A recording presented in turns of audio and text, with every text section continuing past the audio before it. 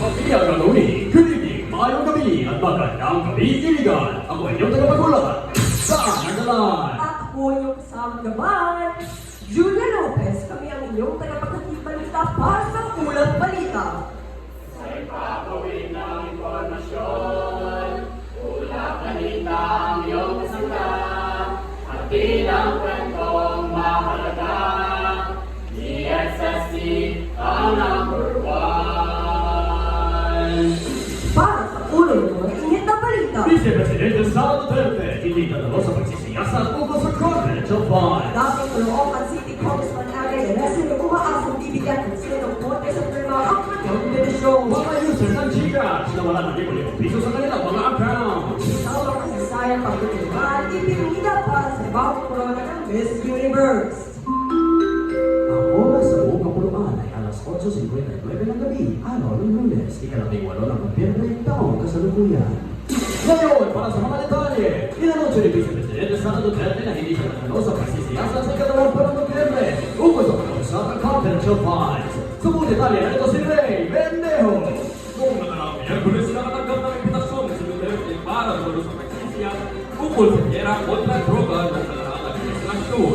Imbis na dumalo, tinamin niya ng komite nagsulat sa komite upang may paliwanag yaman ng hindi pagdalo at ng affidavit ukol sa Confidential Funds.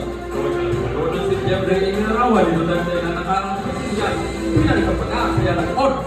Sinabi ni House Speaker David Suarez na dapat kumuha ng pagsisiyasat upang magkaroon ng klarifikasyon na nag-uugnay sa Confidential Funds. Nag-uulat, Ray Bendejo. Maraming salamat, Ray. Para sa mga balita, pagkatapos mag-vlog ng local election partner ng State Kennedy, nasa dating Caloocan City Congressman Vicente na dapat ikiklarong null and void ang kontrata. Para sa komentaryo, narito si George Cañete. Ayon kay Erice, pinalakalang ipawalang visa ang joint venture na pinabibilangan ng Commission of Election of Covenant at Clearing System.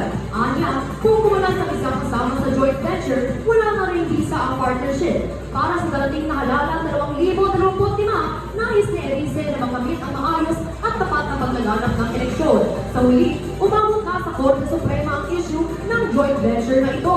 George Cañete, nagbabalita. Salamat, Joe. Magbabalik kami pagkatapos ng madalas-dalas.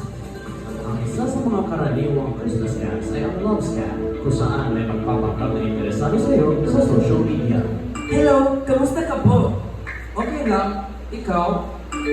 Pagkatapos na makuha ang iyong tiwala, maghihingi siya ng kaunting pabor, kung saan hihingin niya ang iyong personal na impormasyon. Gusto niya hingin ang aking bank details? Okay, Lods! Naku, kinuha niya lahat ng pera ko! Mag-ingat tayo lagi sa kung sino ang kausap natin sa social media dahil maraming tao ang hindi nakikipag-usap sa iyo para lang sa pag-ibig. Nagbabalita. DXDXSG 90.9. Samantala, maraming user ng Gcash ang nagreklamo nitong Sabado dahil sa pagwala ng pera sa kanilang account. Para sa buong detalye, narito si Kirk Oculana. Marami ang nagreklamo sa pagkawala ng kanilang pera, kabilang na rin ito ang artista na si Bokwa. Nawala na ng Bitcoin ng piso ang nagsabi halos na kung hindi na nag-isip mobile number ang lumimas sa kanyang pera. Nanawagan ng digital ganoon sa Gcash, ibalik ang kanyang nawalang pera ng mga customer.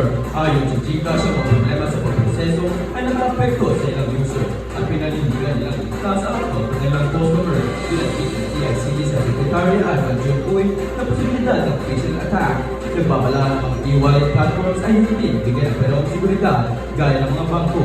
Nagbigay ng mga payo ang DICT sa publiko na huwag ibigay ang one-time password or OTP. at maging maingat sa mga link pinapasok at sa pagbabalik ng password. Para sa ulang balita, Rune Bulanda. Maraming salamat, Kurt! Sa kabilang banda, ipinigil tayo winner ang Honor ng Miss Universe na susuotin ng bago ang bawal ngayong taon. Era Duluan para sa latest chika. OMG! Ang tuluan ng ito ay pinangalanan ng year nila All Light Community na nagsisipiliwanag at pag-asa para sa magbawali. Tampok sa corona ang Golden South Sea Pearl na hindi kilala bilang pagkasandiyas ng Pilipinas. Nagdadala rin ito ng pagmamalaki ng kultura bilang pamamasari. Noong ikalimang ng November ay sinutuno sa unang pagkakataon.